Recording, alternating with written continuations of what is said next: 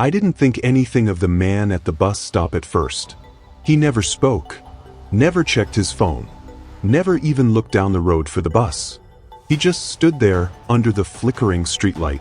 But one morning when my bus finally arrived, the driver leaned toward me before I stepped off and asked something that made my stomach drop. He said quietly, "Kid, why has that man been following you all week?" The problem was, I hadn't even realized he was. At the time, I was a sophomore in college living in a small apartment about 20 minutes away from campus. I didn't have a car yet, so every morning I took the same city bus that ran along a quiet suburban road near my building. My schedule was predictable. Wake up at 5:30. Leave the apartment by 5:50. Walk about 10 minutes down a narrow residential street that eventually opened up to a small 2-lane road. That's where the bus stop was. It wasn't anything special. Just a small metal bench under a plastic shelter beside the road.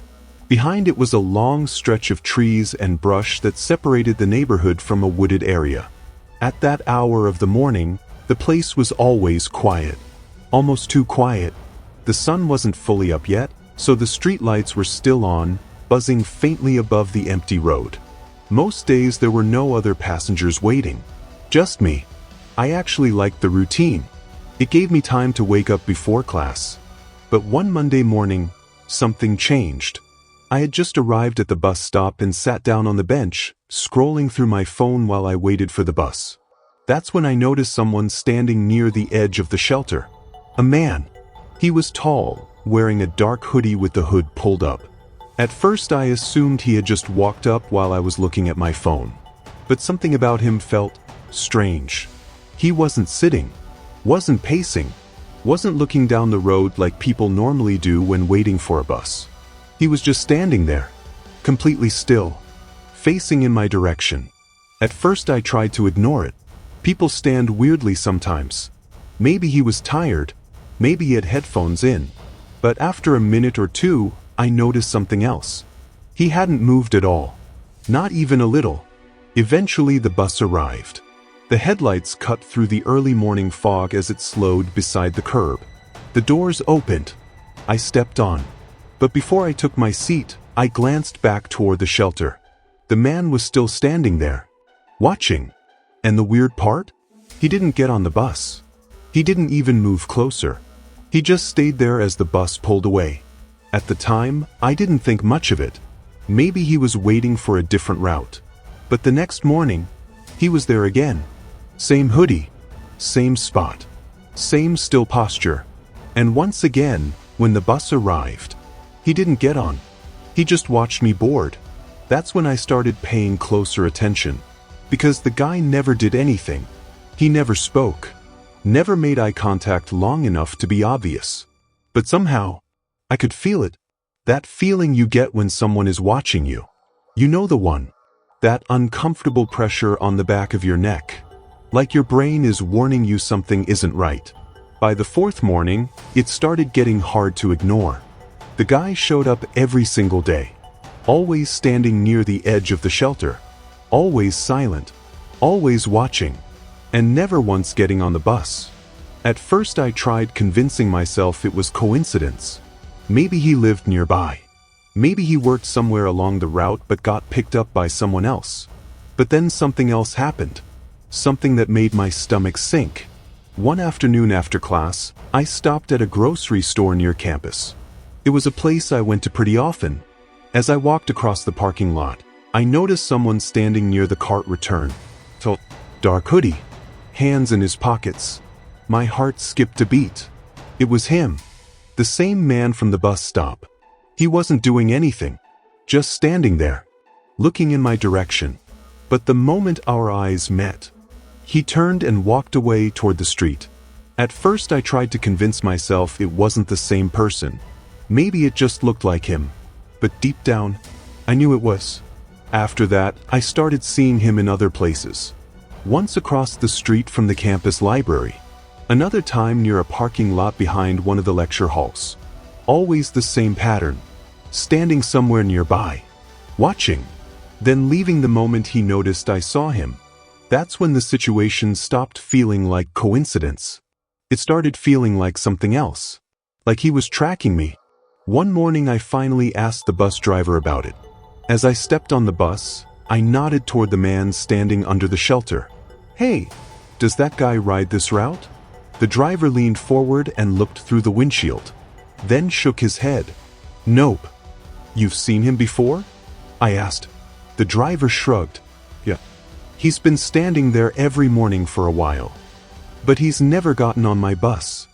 That answer made my stomach tighten. Because if he wasn't taking the bus, why was he there every morning? At the exact same time as me? After that conversation, I started experimenting with my routine. Some days I arrived 10 minutes earlier.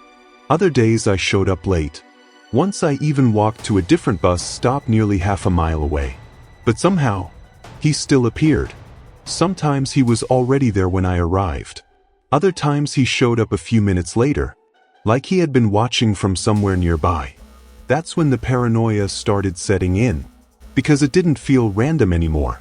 It felt intentional. Then came the morning that scared me the most. I had woken up earlier than usual that day, so I reached the bus stop nearly 20 minutes before the bus was scheduled to arrive. And for the first time in weeks, the man wasn't there. I remember actually feeling relief, like the tension in my chest had finally loosened. Maybe he had stopped coming.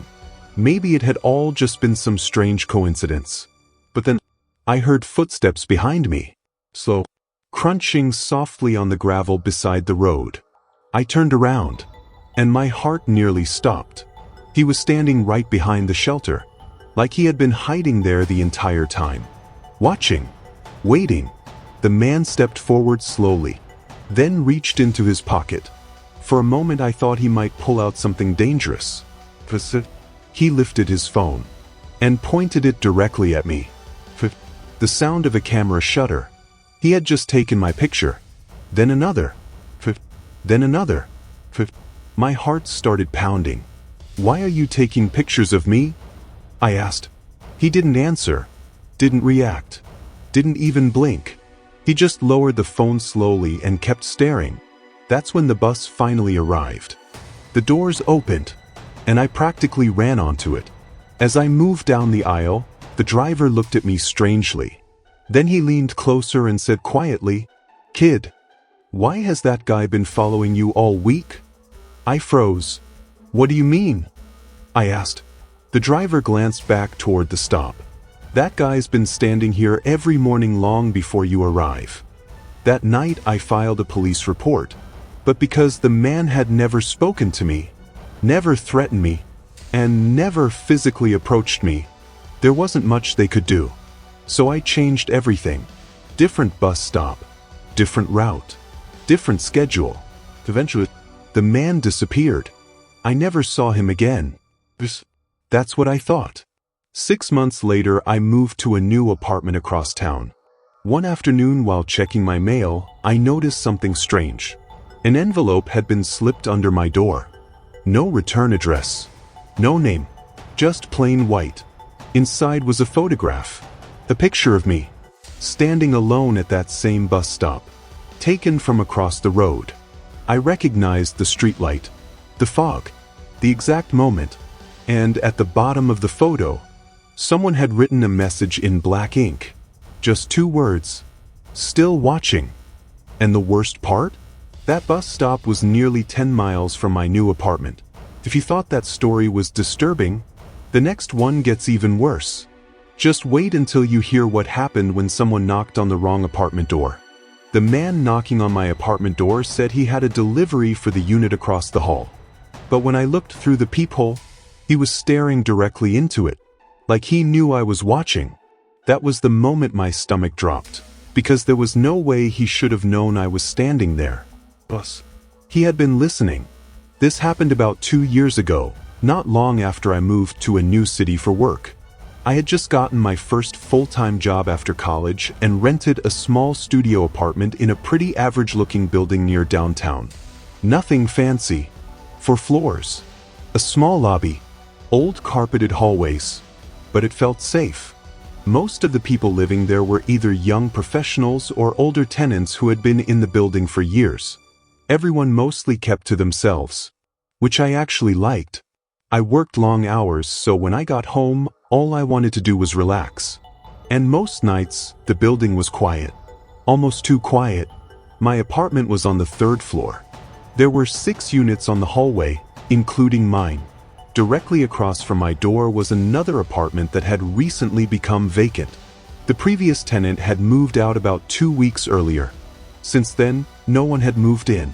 So the hallway across from my door was always dark and empty. Just a locked door and a small welcome mat that the old tenant forgot to take. The night this happened was a Tuesday. I had gotten home around 10:15 p.m. after working late. I changed into comfortable clothes, made a quick dinner, and sat on my couch watching something on my laptop. Everything felt normal, quiet, relaxing. Then suddenly, there was a knock at my door. 3 slow taps. Knock, knock, knock. I paused my show and walked over. "Yeah," I called through the door. A man's voice answered from the hallway. "Delivery for the unit across the hall." That immediately confused me, because I knew for a fact the apartment across the hall was empty. So I responded through the door. "Nobody lives there right now." There was a short pause. Then the man asked something strange. "Are you sure?" Something about the way he said it made my stomach tighten. Like he wasn't asking casually. Like he was checking something. "Yeah," I said. "They moved out." Another pause. Then silence. I stood there for a few seconds, waiting to hear footsteps. But I didn't hear anything. No elevator. No door closing. Nothing. So I leaned forward and looked through the peephole. And that's when my heart started pounding. Because the man was still standing there. Just inches from my door. Looking directly at the peephole. Not moving. Not blinking. Just staring. It felt impossible. The peephole was tiny. There was no way he should have been able to tell exactly where my eye was. But the way he stood there, it felt like he knew. I slowly stepped back from the door, trying not to make any noise. For about 30 seconds. Nothing happened. Then I heard slow footsteps in the hallway. Finally, I assumed he was leaving. But about a minute later, there was another knock. This time louder. Knock, knock, knock. My chest tightened. I looked through the peephole again. He was still there. Same spot. Same posture. Except now I noticed something strange. He wasn't holding anything. No delivery bag. No package. Nothing. That's when the uneasy feeling really started creeping in. Because if he wasn't delivering something, why was he still there? And why had he knocked on my door instead of the empty apartment? I didn't respond this time. I just stayed quiet, waiting. The man stood outside my door for several minutes. Sometimes he would shift slightly. Sometimes he would knock again. Other times he would just stand there, completely still, like he was waiting for me to open the door. Then something happened that made my stomach drop. I heard a sound from down the hallway. A door handle turning. At first I thought another tenant might be coming home. But then I heard it again. Someone was trying the other apartment doors. One by one. Testing them. Slowly. Quietly. I grabbed my phone and texted the building manager. "Hey, is someone supposed to be delivering something tonight?" No response. The hallway went silent again. Slow footsteps approached my door once more. But this time, the man didn't knock. Instead, he leaned closer to the door and spoke quietly. "I know you're in there." My entire body froze. I didn't move, didn't breathe, didn't respond. Then I heard something sliding across the floor, under the door. I stared at it for several seconds before slowly picking it up. It was a folded piece of paper. My hands were shaking as I opened it, and the moment I saw what was inside, my stomach dropped. It was a printed floor plan of the apartment building. Every unit labeled, every hallway, every stairwell, and my apartment was circled in red marker. That was the moment I called the police. I stayed on the phone with the dispatcher while they sent officers to the building. The entire time, I could still hear faint footsteps in the hallway. Then silence. Then nothing. When the police arrived about 10 minutes later, they checked the entire floor. The man was gone. No delivery. No package. No sign of how he had even entered the building. And the worst part? There were no security cameras on that floor.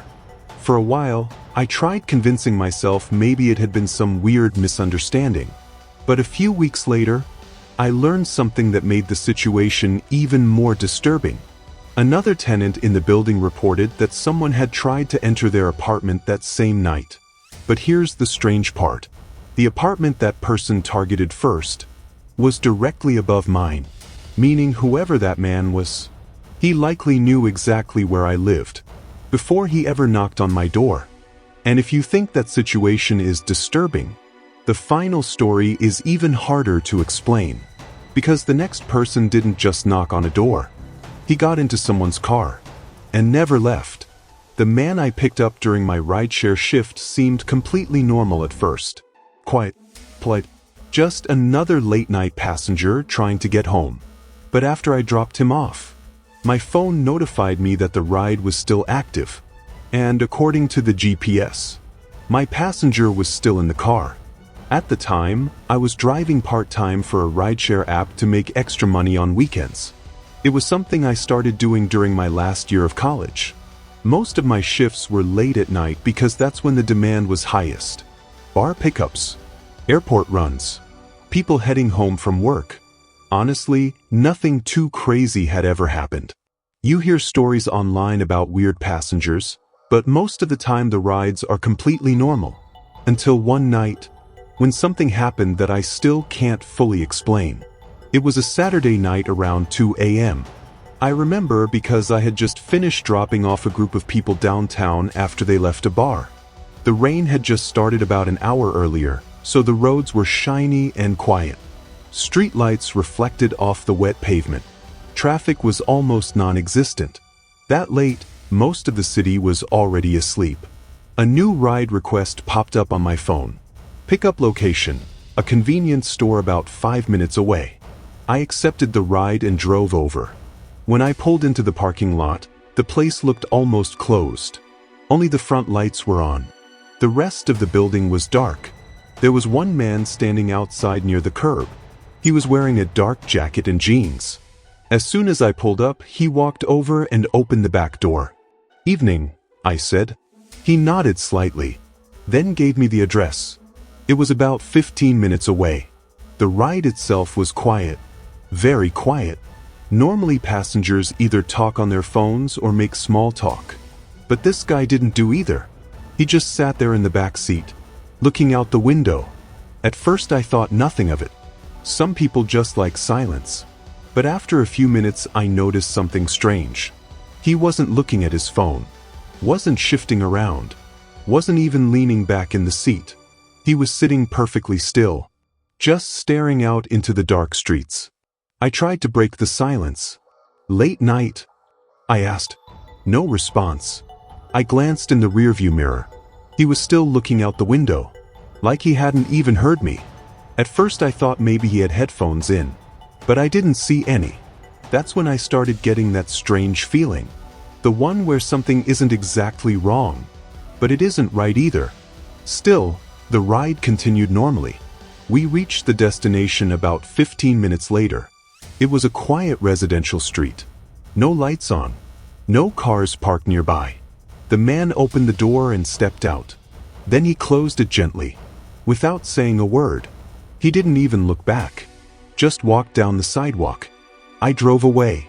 Completely normal. That's what I thought. Until my phone beeped. The ride was still active. I frowned and looked at the screen. Sometimes the app glitches, so I didn't think much of it. But then I noticed something strange. The passenger icon on the GPS still showed someone in the vehicle, exactly where my car was. I laughed nervously to myself. Okay, weird. So I pulled over to the side of the road, turned around, and looked at the back seat. Empty. Completely empty. I restarted the app. The ride was still active.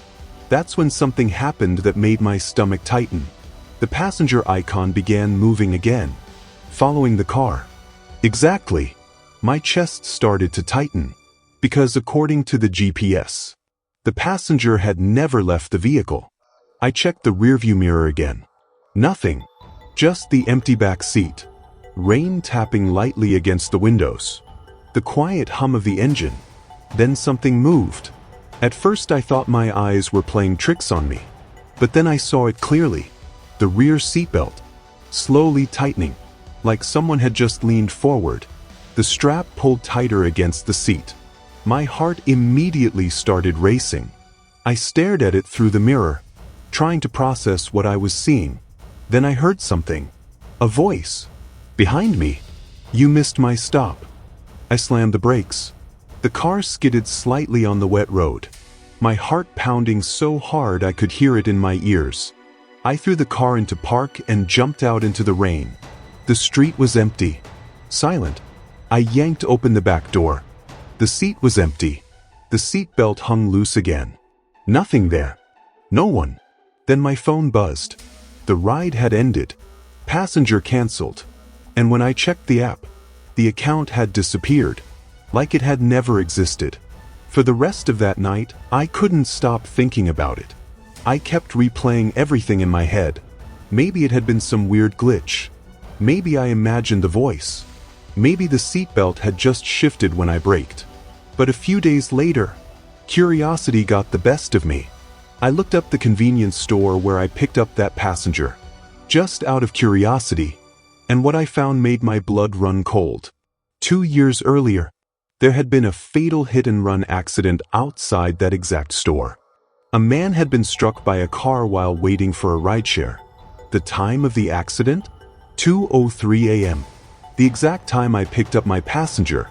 So now I can't help wondering something. If the man who got into my car that night wasn't alive, then who was sitting behind me when the seatbelt tightened?